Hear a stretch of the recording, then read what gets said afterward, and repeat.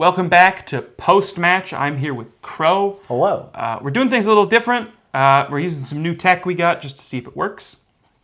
So that's why I'm working with a pad of paper instead of my usual phone for tallying.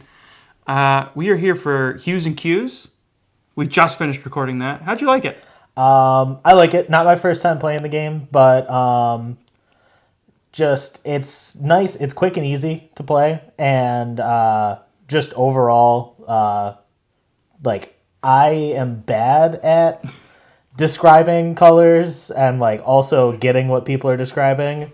But even though I'm bad, it's still like fun. Mm-hmm. We had a good mix because we had you who didn't really know colors, Tyler who can't really perceive colors, my sister who's a graphic designer who knows too much about colors, and then myself who I would say is like dead middle on knowing what a color is.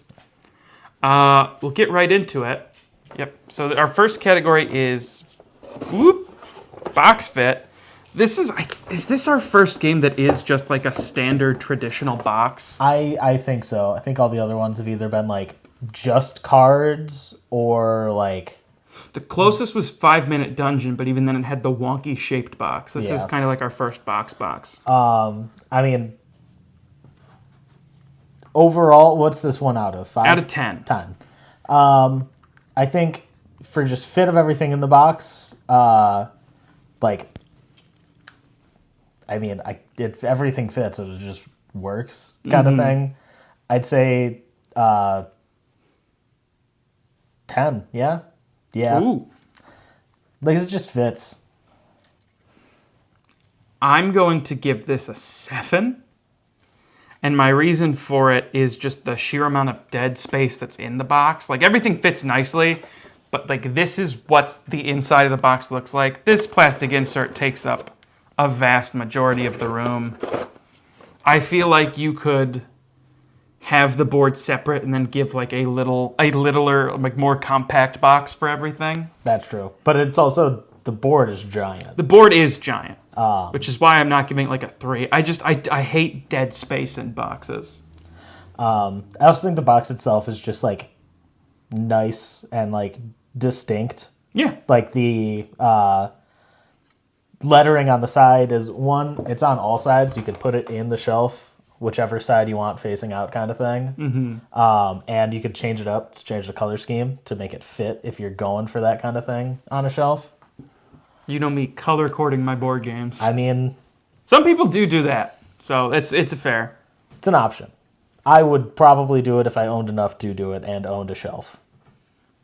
Kroe can't afford a shelf. They're expensive. Venmo him money so he can buy a shelf. At Zach Kroe, I think. God, what if it isn't? Some random guy's getting a lot of cash. Good for him. Our next category is going to be the rules. The rule book's here. It is pretty big, but it is also just 2 pages. I don't think I gave anybody the rule book. I think I just told you guys the rules. It's a very straightforward game. Yeah. Just to double check some stuff. Yeah, I mean, rules they're pretty simple. I feel like this is a lot of space for... A lot of filler. For give one word to describe color, don't use a color when describing kind of thing. Yeah. But, again, rules are straightforward. What's this one out of? Out of 10. Do 8, mostly because there's a lot of words that aren't colors, but are also just synonymous with colors that I think fits that broader category of like don't say a color kind of thing. But overall, just easy to pick up and like learn. Yeah, I'm gonna give this a 9. This rule book answers every question you can have. It is a very simple game. A lot of it is diagrams for those visual learners, but it does, much like the box, could have been smaller. Could have been more concise about things. Next we have gameplay. The gameplay itself, you've played the game before. Yep. Out of 10. Again, even though I'm bad at it, I'd still give the gameplay a solid, 8. I think the only thing I'm taking points away from is I wish there was either more pieces to guess with or a bigger, like, just one square out for, like, the, what do you call it? Outside of the frame. Yeah, the frame. Just to, because there were a couple rounds we had where it was, like, wildly out. Like, there were things that were not even close, but, like, for the guess, I would even put them as close. Yeah. And there's also, like, the color gradient, like, the blues, just specifically on this square of the tiles, like, I feel like you could fit a lot of things in, like, all of these blues and be the same. There's a lot of colors that I would be like, this is overlapping. Yeah. So you can't really play it on just that color. You also have to play it around the cluster of colors around it. Yeah. No, I'd agree. I'd also give that a solid 8 for gameplay. Our next category is simply a short-term replayability. How likely are you, after we just finished this game, to be like, let's play another game? Or let's play this game again? Which is this one out of 5? Out of 5. I'd give it a 5. I could have just kept filming for another hour and done a game, just more games of that. Ooh. Yeah. That's wild. A perfect 5. I was going to give it a 2. Because it's one of those games where, like, I like it, but once the game reaches its conclusion, I'm like, okay, we can do something else now. It is fun. My long-term replayability is going to be substantially higher, but, like, this is one of those games where it takes you a good half an hour to play, and then by the time you're done, you're just like, I get it. We can try something new. I think I could have gone to 50 points and then played another game to 25. That's terrifying. Yeah. So inversely, we have long-term replayability. How likely are you to ask for this game further down the road? This, I think I'd do like a 3. Okay. I think I would, like, it's not quite at the point where, like, I would expect you to bring it every time we do, like, a board game night somewhere. Mm-hmm. But I think it's a game that, one, you can just do, like, a quick round and then do another game. And so you could, get multiple games in a night. But it's also, like, I feel like after maybe, you bring it one week and bring it the next week, I think it would get, stale then at that point. Yeah. I am inversely. This is where I'm giving it the 5. This is a game that I think I could bring every time we hang out.